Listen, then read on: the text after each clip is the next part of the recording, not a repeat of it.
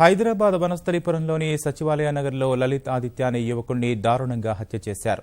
ఉదయం 3 గంటల సమయంలో కారులో వచ్చిన 4 దుండగులు ఇంట్లో నిద్రిస్తున్న లలిత్ ఆదిత్యను అతి కిరాతకంగా హతమార్చారు. కత్తులతో పొడిచి పూలకుండితో మోదారు. 8 నెలల క్రితం సుష్మితారెడ్డి అనే యువతిని ఆదిత్య ప్రేమ వివాహం చేసుకున్నాడు. హత్యలో సుష్మితారెడ్డి బంధువుల ప్రమేయం ఉండొచ్చనే కోణంలో పోలీసులు అనుమానిస్తున్నారు. ఘటనా స్థలిని ఎల్బీనగర్ డీసీపీ ఇక్బాల్ పరిశీలించారు. కేసు నమోదు చేసి దర్యాప్తు చేస్తున్నారు.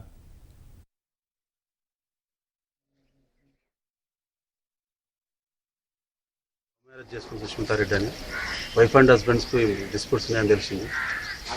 నిన్న కూడా వైఫ్ ఇక్కడి నుంచి వెళ్ళిపోయింది. సాయంత్రం తెల్లవారుజామున అందాజు 3:30 ప్రాంతంలో వాళ్ళ బంధువులు వచ్చి అతన్ని కత్తులతోటి మరియు రాడ్లు పూలకొండతో కొట్టి చంపడం జరిగింది. 4 వ్యక్తులుగా వచ్చినట్టుగా తెలుస్తుంది. అందరినీ నిరసన పట్టుకోవడం కోసం స్పెషల్ టీమ్స్ ఫామ్ చేయడం జరిగింది. త్వరలో పట్టుకొని కోర్టులో కొట్టుకొచ్చారు.